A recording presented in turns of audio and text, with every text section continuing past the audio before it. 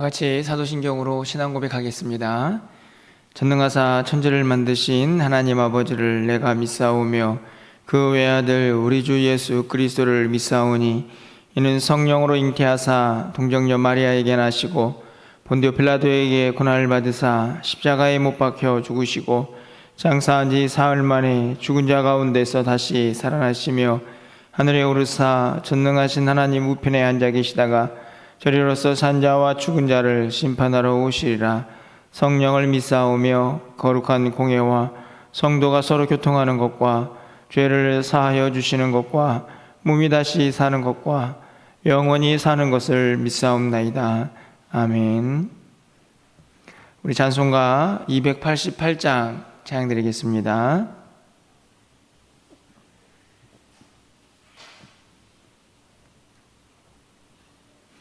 288장입니다.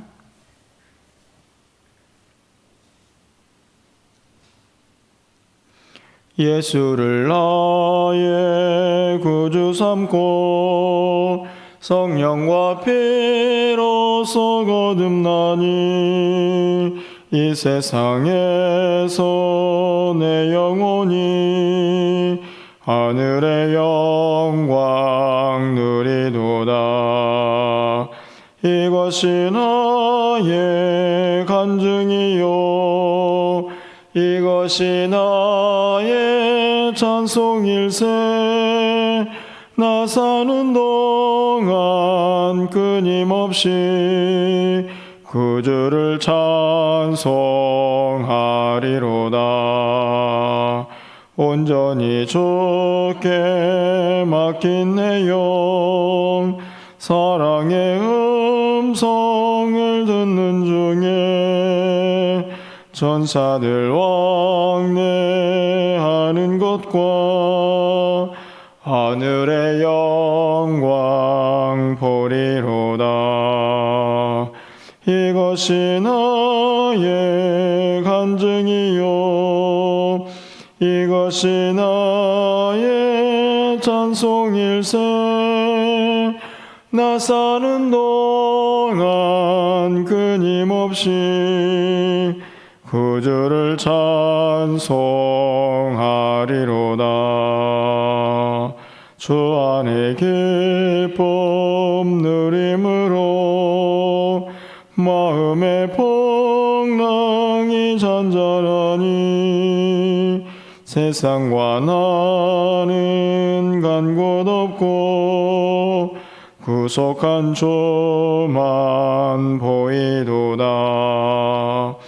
이것이 나의 간증이요 이것이 나의 찬송일세. 나 사는 동안 끊임없이 구주를 찬송하리로다.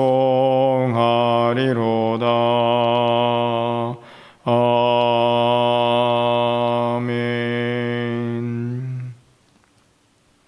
오늘 하나님 말씀은 시편 69편 29절에서 36절까지 말씀입니다. 구약성경 852쪽에 있습니다. 시편 69편 29절에서 36절까지의 말씀을 한 절씩 교독하고 36절은 함께 읽도록 하겠습니다. 오직 나는 가난하고 슬프오니 하나님이여 주의 구원으로 나를 높이소서.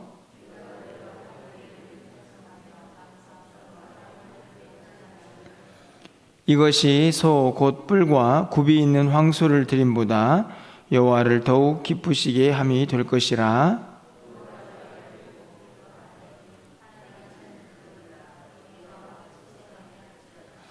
여호와는 궁핍한 자의 소리를 들으시며 자기로 말미암아 갇힌 자를 멸시하지 아니하시나니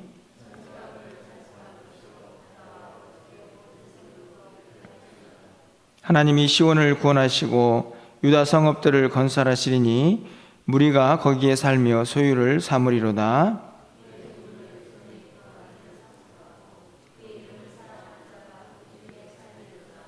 아멘. 시편을 읽다 보면 개인적으로 종종 이런 생각이 들 때가 있습니다. 시편 기자가 우리들을 향해서 여러분들은 어느 정도까지의 고난과 어려움을 경험해 보셨습니까? 이렇게 우리에게 질문하는 듯한 그런 구절들을 만나게 됩니다. 이 정도 고난 혹시 당해 보셨습니까? 이렇게 묻고 있는 듯한 그런 인상을 받는 구절들이 시편의 기도를 보면 아주 자주 등장하는 것을 볼 수가 있습니다. 우리가 시편 69편을 어제부터 살펴보고 있는데요. 어제도 말씀을 통해서 살펴보았지만 오늘 이 다윗의 시로 기록되어 있는 69편의 내용을 보면 이 시인이 당한 고난이 얼마나 크고 어려운가 하는 것을 오늘 본문에서 우리가 69편 전체를 통해서 살펴볼 수가 있습니다. 그런데 그런 가운데에서도 그 고난에 지지 않고 어제 살펴보았던 것처럼 기도하는 오늘 다윗의 모습을 볼 수 있고요. 어제는 이 고난 속에서도 기도하는 다윗의 모습을 보았다고 하면 오늘 본문은 이 69편 후반부를 통해서 고난 속에서도 하나님을 향하여 감사와 찬송을 올리는 다윗의 모습을 살펴볼 수가 있습니다. 69편은 크게 두 부분으로 나누어서 그렇게 패턴을 가지고 우리에게 말씀을 증거하고 있다고 생각이 듭니다. 고난이 먼저 선포가 되고 하지만 그 고난에 지지 않고 하나님 앞에 기도하는 다윗의 모습, 또 여전히 고난 가운데 있지만 그것에 지지 않고 하나님 앞에 감사하는 다윗의 모습을 살펴볼 수가 있는 것이죠. 여러분 어제 살펴보았지만 한 번 더 이 다윗이 당하고 있는 그 어려움들을 어떻게 토로하고 있는지 간단히 한 번 더 살펴보도록 그렇게 하겠습니다. 여러분 어제 살펴본 말씀인데요, 우리 1절 2절 말씀을 좀 가서 보시면 제가 읽어드리도록 하겠습니다. 하나님이여 나를 구원하소서. 물들이 내 영혼에까지 흘러 들어왔나이다. 나는 설 곳이 없는 깊은 수렁에 빠지며 깊은 물에 들어가니 큰 물이 내게 넘치나이다. 이 구절을 보면 나를 좀 건져 주십시오 이렇게 이야기를 한 다음에 내 영혼까지 물이 흘러 들어왔다. 굉장히 시적인 표현이지만 고통이 얼마나 큰가 하는 것을 알 수가 있습니다. 영혼까지 물이 흘러 들어왔다. 상상할 수 없는 일이죠. 그럼에도 불구하고 그 고통이 지금 자신에게 찾아와서 설 곳이 없는 깊은 수렁에 빠진 것 같은 그런 어려움, 절망, 다윗이 느끼고 있다 하는 것을 우리가 볼 수가 있습니다. 8절 말씀을 가서 보시면요, 내가 나의 형제에게는 객이 되고 나의 어머니는 자녀에게는 낯선 사람이 되었나이다.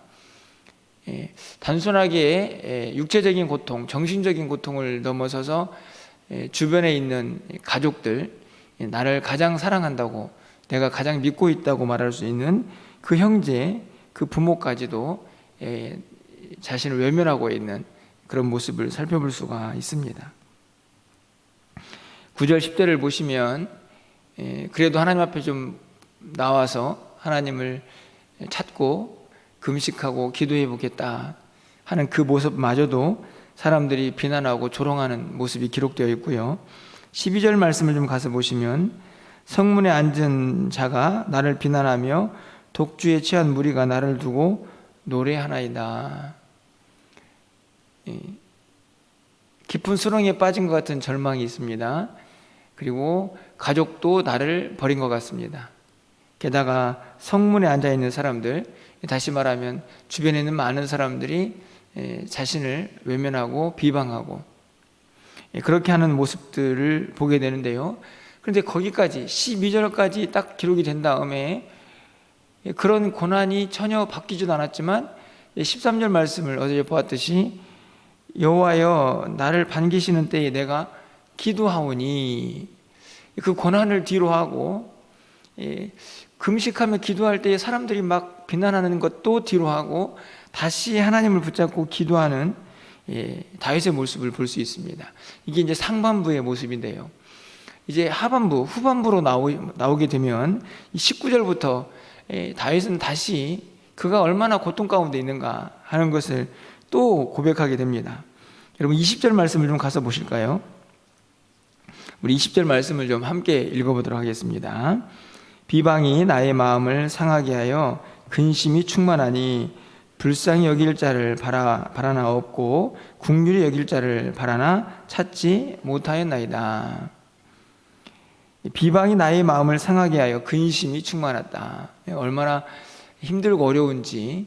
그러니까 자기가 당한 고난, 물론 그 자체로 힘들기도 하지만 그것을 향하여 비판하고 평가하는 사람들의 그 시선도 결코 편하지 않은 상태를 볼 수가 있습니다. 그렇게 근심이 충만하니까 당연히 좀 위로를 받고 싶고 누군가에게 도움을 요청하고 싶지 않았겠습니까? 주변을 보아도 그럴 사람이 아무도 없는 그런 답답한 상황을 노래하고 있습니다. 여러분 29절 가서 보실까요? 어찌 보면 그가 당한 고난의 결론 같은 구절이 등장을 합니다. 29절입니다. 함께 읽어보도록 하겠습니다. 오직 나는 가난하고 슬프오니 하나님이여 주의 구원으로 나를 높이소서. 나는 가난하고 슬픕니다. 이게 딱 지금 다윗이 처한 상황이죠. 여기서 가난하다는 말은 물론 물질적으로 가난할 수도 있겠지만 정신적으로 피폐한 상태를 이야기합니다. 하나님, 제가 가난합니다. 슬픕니다. 이렇게 자기의 상황을 아주 명료하게 그렇게 정리를 하죠. 그런데 이 하반부에서 볼 수 있듯이 그렇게 고난이 자기를 슬프게 하고 힘들게 하고 있지만 30절로 넘어가 보시면 그 고난 속에서 다윗이 어떻게 하고 있는가 하는 것을 볼 수 있습니다. 여러분 30절 말씀 함께 좀 읽어보도록 하겠습니다. 내가 노래로 하나님의 이름을 찬송하며 감사함으로 하나님을 위대하시다 하리니. 여러분 29절에서 30절로 넘어오는 과정, 나는 가난하고 슬픕니다. 30절, 내가 노래로 하나님의 이름을 찬송하며 감사함으로 하나님을 위대하시다 하리니. 분명히 29절까지 모습을 보면 가난하고 슬프죠. 그 상태에서 노래를 부르는데 감사와 찬송의 노래를 부른다. 사실 어찌 보면 우리의 상식으로는 사실 도대체가 이해가 안 되는 말씀이라고 볼 수도 있습니다. 그런데 30절에서요, 이렇게 가난과 슬픔 속에서 하나님 앞에 감사와 찬양을 할 수밖에 없는 그 이유를 하나 찾는다고 하면 바로 30절 하반절에 있는 하나님은 위대하시다. 여러분 혹시 설교가 기억이 나시는지 모르겠는데요, 오늘 우리가 읽고 있는 이 본문은 맥주감사절 때 여러분과 함께 나눈 말씀입니다. 지금도 제가 제 머릿속에 아주 뚜렷하게 남아 있습니다. 여러분들에게 하나님은 위대하시다, 함께 외치면서 합시다, 이렇게 설교했던 기억이 나는데요, 혹시 기억이 나시는지 모르겠습니다.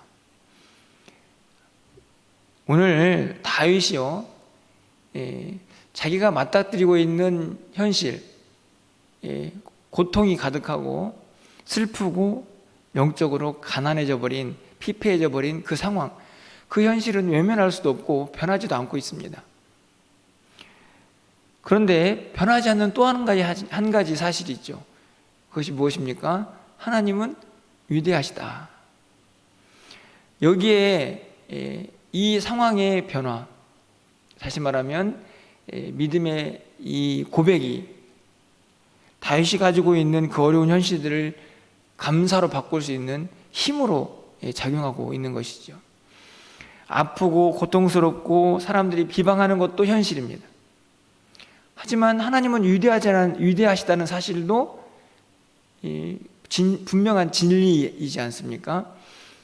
결국에는 우리가 지금 힘들고 어렵지만 그 상황을 극복하고 감사하고 찬양하며 기도할 수 있는 힘은 결국 하나님은 위대하시다라는 믿음의 고백, 그것이 아무리 힘들고 어려운 상황 속에서도 하나님을 믿는 사람들답게 그 상황을 볼 수 있는 힘으로 작용하고 있다는 것을 오늘 본문이 우리에게 분명하게 가르쳐주고 있는 것이죠.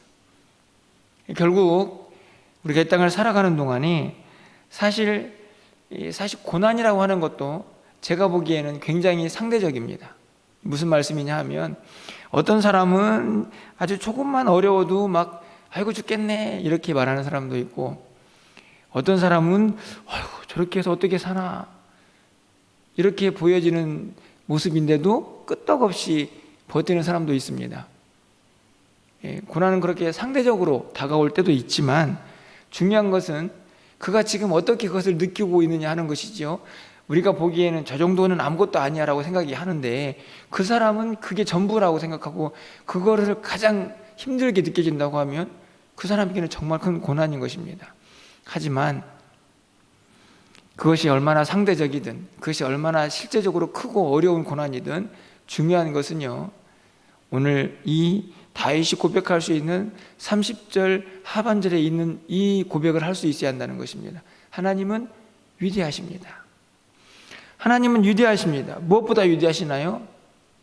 온 천하 만물보다 위대하시고 내가 지금 직면하고 있는 현실보다도 위대하십니다. 다시 말하면 그것을 뛰어넘게 하시는 힘이 하나님에게 있다는 사실, 그것을 믿고 고백하는 그 믿음이 현실을 이기게 하는 힘이 되는 것이죠. 오늘 이 시편 69편은 우리에게 여러분 힘드십니까? 하나님을 그래도 기도하고 그래도 하나님을 찬양하고 감사해야 합니다. 이렇게 말을 하고 있는 것처럼 보여지지만 더 궁극적으로는요, 이 한 구절을 우리에게 소개하고 있다고 저는 확신합니다. 하나님은 위대하십니다. 이 구절을 붙잡아야 감사와 찬송과 기도가 어떤 상황 속에서도 나올 수가 있다는 말씀이죠. 이 믿음이 있어야 합니다. 사실 굉장히 어렵지만 진리 아닙니까? 하나님은 위대하시죠. 모든 상황을 넉넉히 이기게 하시는 힘도 하나님께 있고, 그리고 모든 상황을 변화시키면서 모든 상황 속에서 가장 선한 방법을 우리에게 가르쳐 주시고 우리를 그곳으로 인도하시는 능력도 하나님에게 있습니다. 그 하나님은 위대하십니다. 여러분 오늘 하루도 또 한번 여러분에게 말씀을 가지고 외칩니다.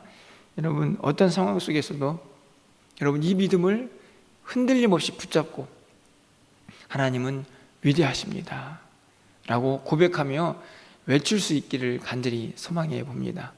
그 믿음이 여러분이 가지고 있는 그 환경들을 뛰어넘을 수 있는 힘으로 여러분의 믿음 가운데에 작용을 하게 될 것입니다. 31절 말씀을 계속 보실까요? 이것이 소 곧 뿔과 굽이 있는 황소를 드림보다 여호와를 더욱 기쁘시게 함이 될 것이다. 이 다윗은 알고 있는 것이죠. 어떤 상황 속에서도 진심 어린 기도와 감사와 찬송을 하는 그 모습이 하나님께 얼마나 큰 영광이 될 것인가 하는 것을 분명히 깨닫고 있는 믿음의 사람인 것을 볼 수 있습니다. 32절도 마찬가지입니다. 공고한 자가 이를 보고 기뻐하나니 하나님을 찾는 너희들아 너희 마음을 소생하게 할지어다. 이제는 그 감사와 찬송을 자기 자신에게만 적용시키지 않고요, 주변에 있는 사람들까지 볼 수 있는 믿음의 힘을 갖게 됩니다. 공고한 자가 이를 보고 기뻐하고, 감사가 어찌 보면은 전염이 된 것이죠. 주변에 있는 사람들에게 야 저렇게 어려운데도 하나님을 향하여 감사하고 찬양하는구나, 그것을 보고 주변에 있는 어려운 사람들도 기뻐합니다. 다윗이 그들에게 외치지요. 여러분 힘을 내십시오. 왜요? 하나님은 위대하시니까. 34절 말씀을 보시면 그의 찬양과 감사는 온 천지 만물 그것을 향하여 외쳐지게 됩니다. 천지가 그를 찬송할 것이며 바다와 그 중에 모든 생물도 그리할지로다. 그렇죠? 우주 만물을 누가 창조하셨습니까? 하나님이 창조하셨죠. 이제 시선이 얼마나 넓어졌는지요. 처음에 69편을 시작할 때는 이 다윗의 시선이 어디에 머물러 있습니까? 자기 자신에게 머물러 있습니다. 내 영혼에 물이 가득 찼습니다. 깊은 수렁에 빠졌습니다. 그리고 시선을 어디로 향합니까? 주변에 나를 막 손가락질하고 비방하는 사람들을 향하여 봅니다. 그런데 이 30절 이하로 가보시면 시선이 어디까지 향하여 갑니까? 온 천하 만물까지 향하여 가면서 그곳에서 나를 손가락질하고 비방하는 사람들을 보는 게 아니고 그곳에서 하나님을 향한 온 천하 만물이 온전한 찬양과 감사를 드리는 그 아름다운 모습을 상상하면서 하나님께 감사와 영광을 돌리고 또 주변에 있는 어려운 사람들을 돌보고 그들을 향하여 그들의 마음이 힘을 얻고 다시 일어서기를 바라는, 이제는 자신을 향한 고통에서 멈추지 않고 오히려 주변에 있는 사람들을 보고 온 천하 만물이 함께 하나님을 찬양하는 그 모습을 기대하는 이 다윗의 고백, 이 모든 고백 속에 이 한 구절이 담겨져 있습니다. 하나님은 위대하십니다. 여러분 오늘 하루, 여러분 어제 하루는 어떠셨습니까? 오늘 하루를 살아가는 동안 어제와 크게 다르지 않을 수 있습니다. 하지만 여러분 오늘 하루 사시면서 여러분 마음속에 한 100번만 하나님은 위대하시다 한번 외쳐보시기를 바랍니다. 아마 여러분이 순간순간 그 고백 속에서 자신을 다시 힘있게 하고 잃어버린 감사를 회복시키는 놀라운 한 구절로 여러분의 삶에 작용을 하지 않을까 그렇게 생각을 합니다. 여러분 오늘 하루는요 여러 가지 기도 제목들이 있겠지만 이 하나님은 위대하시다라는 한 구절을 붙잡고 이 구절을 외치면서 오늘 하루 힘차게 주님과 함께 믿음의 길을 걸어갈 수 있는 저와 여러분 되시기를 주님의 이름으로 축원합니다. 기도하겠습니다. 사랑의 하나님 감사합니다. 다윗이 오늘 그가 당한 고난들을 우리에게 소개하면서도 여전히 하나님은 위대하십니다 외치며 하나님 앞에 나와 기도하고 감사와 찬송을 올려드리는 그의 믿음을 보게 됩니다. 하나님 우리에게도 이런 믿음 있게 하여 주시옵소서. 아무리 힘들고 어려운 현실이 있을지라도 그 가운데에서 하나님은 위대하시다라고 고백하며 그 하나님을 붙들고 살아갈 수 있는 우리 모두가 되게 하여 주시옵소서. 사랑하는 성도들 지금 기도하고 있습니다. 저들의 현실과 상황이 어떠한지 부족한 점은 알 수 없지만 하나님 저들에게도 힘과 능력을 더하여 주시고 오늘 다윗과 같은 아름다운 신앙의 고백이 있게 하여 주시옵소서.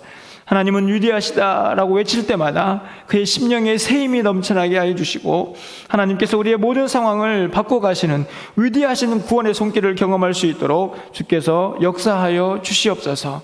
힘들고 지친 영혼들에게 새 힘을 다하여 주시고 오늘도 살아계신 하나님 우리와 함께하고 있음을 믿음으로 고백하며 승리하는 한 날이 되게 하여 주시옵소서. 우리 사랑하는 성도들의 출입을 지켜주시고 코로나19로부터 안전하게 지켜주셔서 하나님을 섬기고 예배하기에 부족함이 없도록 주께서 도우시고 인도하여 주시옵소서. 백신을 계속해서 접종하고 있습니다. 한 성도도 하나님 부작용 생기지 않도록 주께서 붙잡아 주시고 저들의 모든 삶의 여정 가운데에 주의 인도하심이 늘 함께 할 수 있도록 하나님 역사하여 주시옵소서. 오늘 밤에 있을 금요 기도회 가운데에도 하나님께서 도우시고 인도해 주시기를 간절히 소망하고 예수 그리스도의 이름으로 기도합나이다. 아멘.